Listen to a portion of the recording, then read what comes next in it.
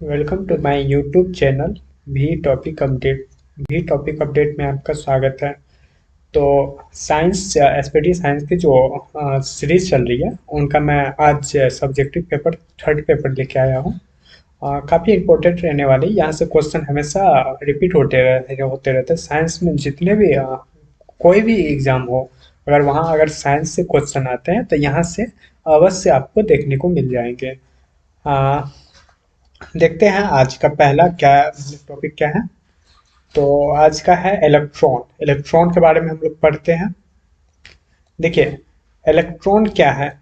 Electron एक सूक्ष्मतम कण है, ठीक, ये याद रखिएगा।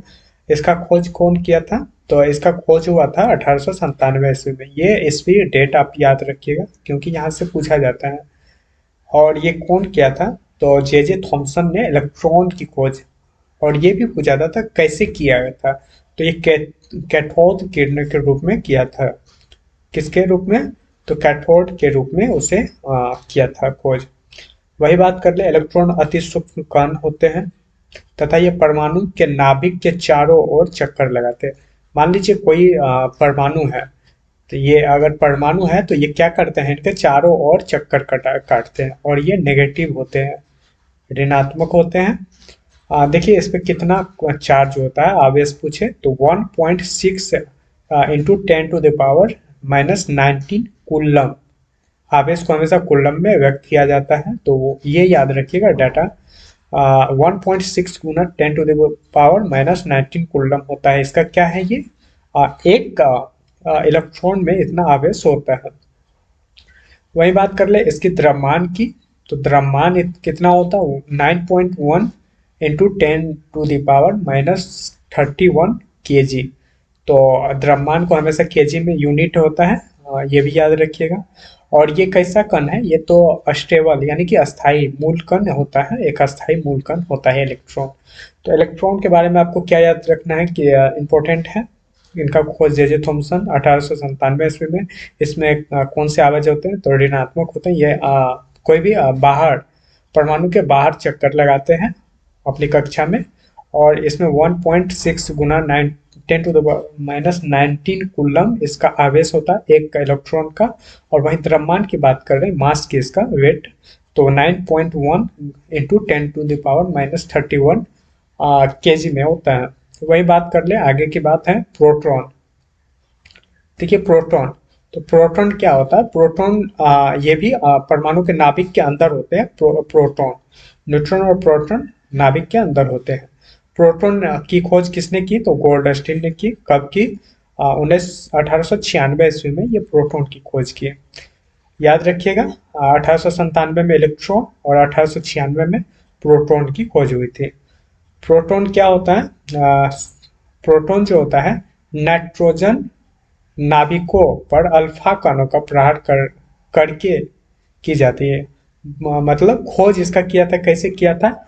तो नाइट्रोजन नाभिकों पर अल्फा कण जो होता है उसको प्रहार करके प्रोटॉन का खोज किया गया था। और इसका द्रव्यमान की बात कर ले तो प्रोटॉन का द्रव्यमान होता है 1.67239। बस आप याद रखिएगा 1.67 इंटू 10⁻⁻27 केजी।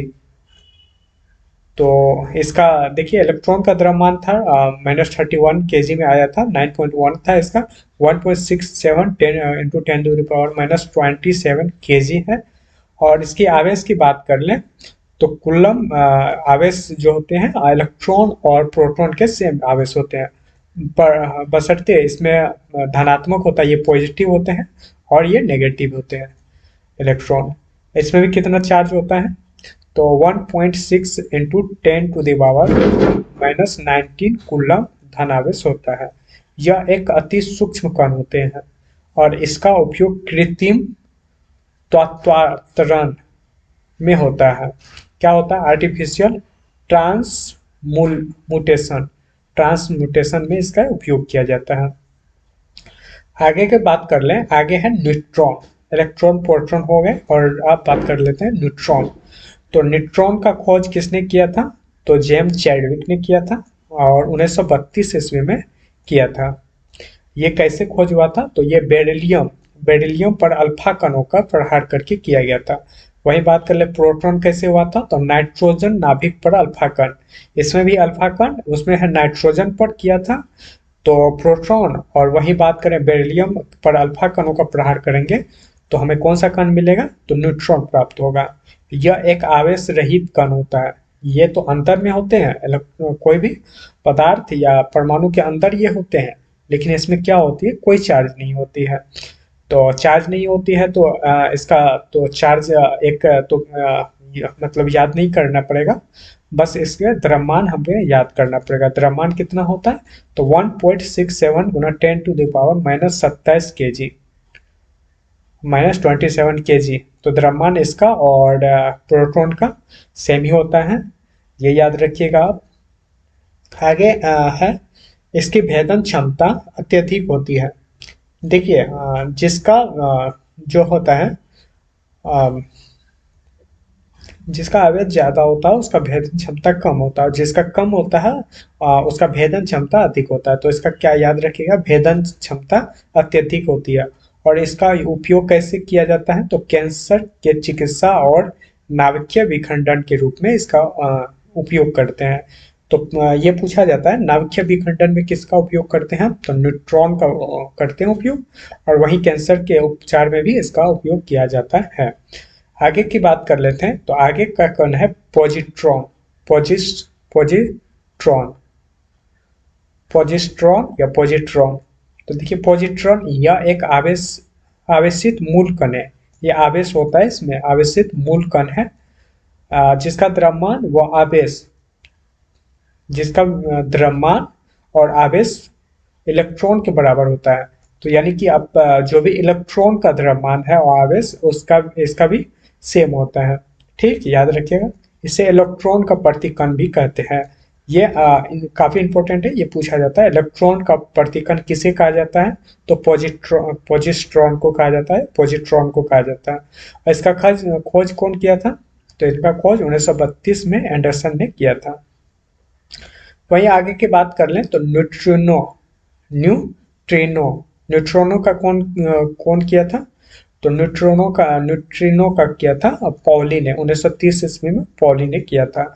ये क्या होता है, ये लगभग द्रव्यमान रहित, यानी इसमें कोई वेट नहीं होता, मास नहीं होता, वह आवेश रहित, आवेश भी नहीं होता है।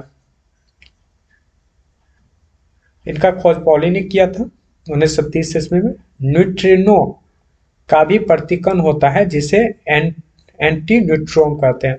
देखिए जैसे इलेक्ट्रॉन का प्रतिकण पॉजिट्रॉन हो गया, तो न्यूट्रॉनों का जो है ना प्रतिकण क्या होता है, एंटी न्यूट्रॉन कहते हैं। यह भी पूछ लिया जाता है कि एंटी न्यूट्रॉन किसका प्रतिकण है, और इसका खोज कौन किया था, पॉली। ये इंपॉर्टेंट है, ये याद रखिएगा, सबकी खोज इंपॉर्टेंट है। आगे की बात है फोटोन। फोटोन फोटोन जो है ये क्या है, ये पूछा जाता है। फोटोन एक ऊर्जा का क्या है, एक बंडल है, पैकेट है जो प्रकाश की चाल से चलता है। ये भी पूछता है जो फोटोन है किसकी चाल से चलता है, तो ये प्रकाश की चाल से चलता है। ठीक, आगे की बात कर ले, ये कैसा कण है, तो विद्युत चुंबकीय किरणें का निर्माण इसी मूल कणों से होता है। देखिए ये पूछा जाता है कि जो विद्युत चुंबकीय किरणों का जो निर्माण होता है इन्हीं के मूल कणों से होता है। किसका, फोटोन के मूल कणों से किसका निर्माण होता है, विद्युत चुंबकीय किरणों का निर्माण होता है। आगे की बात कर ले, इसका विराम द्रव्यमान शून्य होता है। इसका विराम द्रव्यमान रेस्ट मास जो होता है ना, कितना होता है, तो शून्य होता है। आगे का क्वेश्चन है कार्बन काल। ये भी काफी इंपॉर्टेंट है, आइए देखते हैं। कार्बन डेटिंग और यूरेनियम डेटिंग। तो कार्बन काल निर्धारण क्या है, ये है कार्बन डेटिंग विधि है। इससे हम क्या करते हैं, कोई भी जीव जैसे अवशेष है तो उनका पता लगता है कितने वर्ष ये पुराने हैं। देखिए आगे पढ़ते हैं। इस विधि द्वारा जीवों के अवशेष की आयु का पता लगाया जाता है। क्या करते हैं, जीवों के अवशेष जो है कितने साल पुराने हैं, जो भी पुराने हैं, कार्बन डेटिंग विधि से ही इनका पता लगाया जाता है। वही बात कर ले, जीवित अवस्था में प्रत्येक जीव, पौधे या जंतु कार्बन 14 एक रेडियो एक्टिव समस्थानिक है कार्बन का, जो क्या किया जाता है, तत्व को ग्रहण करता है और मृत्यु के बाद उसका ग्रहण करना बंद हो जाता है। मृत्यु के बाद क्या होता है, उसका ग्रहण करना बंद हो जाता है। अतः किसी मृत जीवन, यानी कि मृत जीव या कुछ भी हो जो जीवाश्म है जिसमें जीवन हो, तो उसका उस कार्बन 14 की सक्रियता की माप करने करके उनकी मृत्यु से वर्तमान तक के समय की गणना की जाती है। तो ये बताया गया है किस तरह ये काम करता है। बस आप ये याद रखिएगा, कार्बन डेटिंग विधि द्वारा क्या किया जाता है, हम जीवाश्म का, जो भी जीवाश्म है या अवशेष, उनका हम आयु का पता लगाते हैं। वहीं बात करने यूरेनियम डेटिंग विधि, यूरेनियम काल निर्धारण, इसी को यूरेनियम डेटिंग विधि कहा जाता है। इससे हम क्या करते हैं, जैसे चट्टान, प्राचीन निर्जीव पदार्थ की आयु का और उपस्थिति का पता लगाते हैं। और ये कैसे काम करता है, तो इसमें क्या होता है, रेडियो एक्टिविटी जो है ना, खनिजों जैसे यूरेनियम द्वारा ज्ञात किया जाता है। जैसे यूरेनियम होता है ना, उसी से द्वारा इसे प्राप्त किया जाता है। आगे पढ़ते हैं, यूरेनियम काल निर्धारण की इस विधि द्वारा चंद्रमा से लाई गई चट्टान, जो भी चंद्रमा पर से चट्टान लाई गई थी, उनका आयु का पता हम लगाए हैं। जैसे 4.6 अरब वर्ष पाई गया है, जो लगभग पृथ्वी मतलब जितनी पृथ्वी की है, यानी कि पृथ्वी जितनी पुरानी है चट्टान भी उतनी पुराने हैं। तो ये माना जाता है कि दोनों सेम सेम चल रहे हैं अपने। तो यूरेनियम से आप ये पता लगा, मतलब याद रखिएगा, चट्टान या खगोलीय पिंडों का, इन सबों का काल का निर्धारण होता है। वही बात कर लें कार्बन, तो जीवाश्म जिसमें जीव है उसी से कार्बन का किया जाता है। आगे का क्वेश्चन है नाभिकीय रिएक्टर। देखिए, न्यूक्लियर रिएक्टर, नाभिकीय रिएक्टर जो है, यह एक ऐसी युक्ति है जिसमें यूरेनियम 235 का उपयोग किया जाता है और नाभिकीय विखंडन कराया जाता है। देखिए, न्यूक्लियर रिएक्टर में किसका उपयोग करते हैं ये पूछा जाता है, तो यूरेनियम 235 का उपयोग किया जाता है। उसमें कैसा अभिक्रिया होता है, तो विखंडन करवाया जाता है। प्रथम नाभिकीय रिएक्टर वैज्ञानिक जो है एनरिको फर्मी, ये याद रखिएगा, जो नाभिकीय रिएक्टर है वो प्रथम वैज्ञानिक कौन थे, तो एनरिको फर्मी है, के निर्देश में अमेरिका के शिकागो विश्वविद्यालय में। ये भी याद रखिएगा कि जो सबसे पहले न्यूक्लियर रिएक्टर स्थापित कहाँ हुआ था और कहाँ ये किया गया था, तो यूएसए में किया गया था और शिकागो विश्वविद्यालय में कब किया गया था, 1942 ईस्वी में बनाया गया था। नाभिकीय रिएक्टर में विखंडन की श्रृंखला अभिक्रिया को नियंत्रित रखने के लिए कैडमियम या बोरॉन की लंबी छड़ का उपयोग करते हैं। तो कैडमियम और बोरॉन की छड़ का क्यों उपयोग करते हैं, नाभिकीय रिएक्टर की अभिक्रिया जो होती है श्रृंखला, उसे नियंत्रित करने के लिए किया जाता है। और ये पूछा जाता है कि नाभिकीय रिएक्टर में कैसी श्रृंखला होती है, तो श्रृंखला अभिक्रिया होती है लेकिन वो कैसी होती है, नियंत्रित होती है। तो यहाँ से ये काफी इंपॉर्टेंट है। आगे बात कर लेते हैं नाभिकीय विखंडन।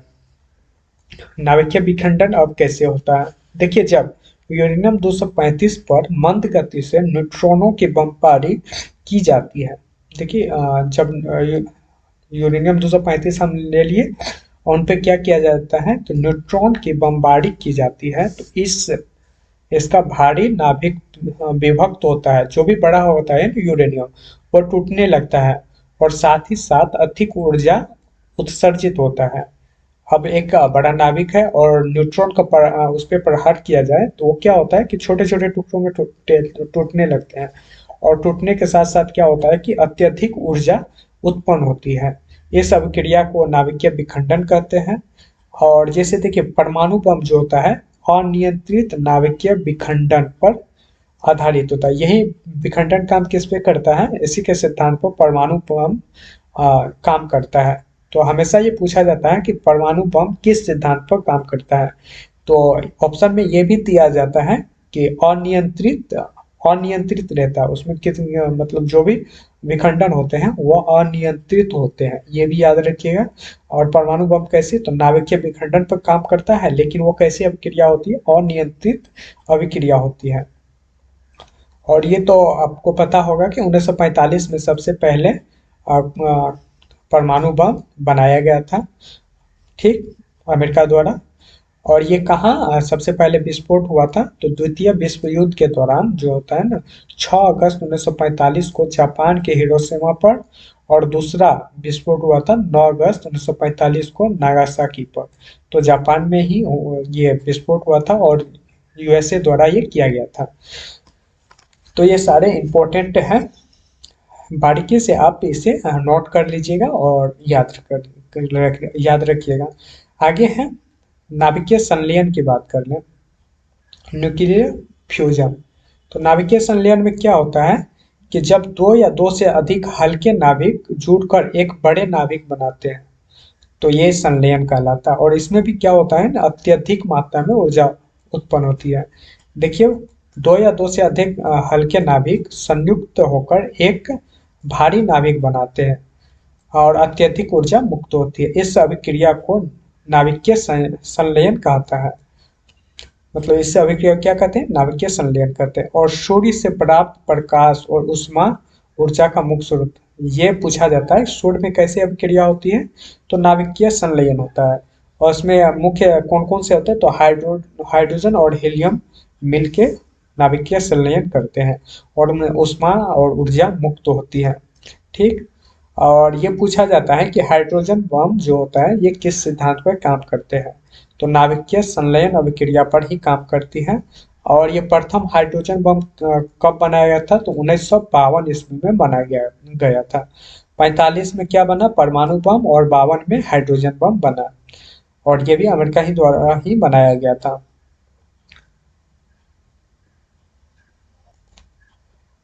ये था सब्जेक्टिव का पहला पार्ट, और दूसरा पार्ट भी सब्जेक्टिव का मैं अपलोड कर दूंगा साइंस का, और फिर इसके ऑब्जेक्टिव क्वेश्चन आएंगे। और अगर ये इस तरह आप तीनों कर लेते हैं तो अब यहाँ से क्वेश्चन आपको साइंस से छूटेंगे नहीं। रेलवे के जो भी एग्जाम हो या कोई भी एग्जाम हो, वहाँ से आपको यहाँ से क्वेश्चन नहीं छूटेंगे। तो साइंस को कवर यहाँ से आप कर सकते हैं।